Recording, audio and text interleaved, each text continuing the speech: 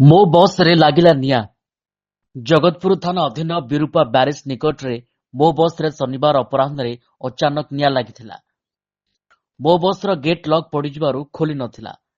ସମସ୍ତ ଯାତ୍ରୀ ଅଣନିଶ୍ୱାସୀ ହୋଇ ଜୀବନ ବଞ୍ଚାଇବା ପାଇଁ ଝରକା ବାଟେ ସୁରକ୍ଷିତ ବାହାରି ଆସିଥିଲେ।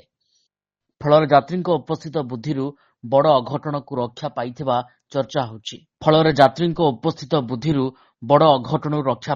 ଚର୍ଚ୍ଚା ହେଉଛି। ମୋ ବସ୍ଟି ଚୌଦ୍ୱାର ଥାନା ଅଧୀନ ଆଗ୍ରାହାଟରୁ ବାହାରି ଚୁଡାଖିଆ, କଳିଙ୍ଗ ଛକ ଓ ଗାନ୍ଧୀ ଛକ ଦେଇ କଟକ ଅଭିମୁଖେ ଯାଉଥିଲା। ଗାଡ଼ିରେ ଥିଲେ 35ରୁ ଊର୍ଦ୍ଧ୍ୱ ଲୋକ। ବିରୁପା ନଦୀ ଅତିକ୍ରମ କରି ସାରିବା ପରେ ହଠାତ୍ ଗାଡ଼ିରେ ପ୍ରଚଣ୍ଡ ଶବ୍ଦ ହୋଇଥିଲା। ଯାତ୍ରୀ ଚିତ୍କାର କରିବାରୁ ଡ୍ରାଇଭର ଗାଡ଼ିକୁ ପାର୍ଶ୍ୱରେ ଅଟକାଇଥିଲେ। ସେତେବେଳକୁ ମୋ ବସ୍ରେ ପ୍ରଚଣ୍ଡ ଧୂଆଁ ବାହାରିଥିଲା।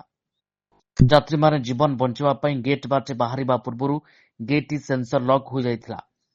ଯାତ୍ରୀ କୌଣସି ଉପାୟ ନ ପାଇ ଝରକା ବାଟେ ବାହାରି ଯାଇଥିଲେ।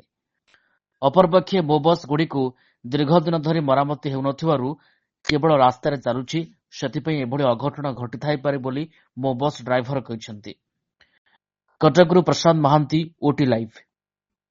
ଅଧିକ ଖବର ଦେଖିବା ପାଇଁ ଓଟି ଲାଇଭ୍କୁ ସବସ୍କ୍ରାଇବ୍ କରନ୍ତୁ ଏବଂ ଏହି ଖବରଟିକୁ ଅଧିକରୁ ଅଧିକ ସେୟାର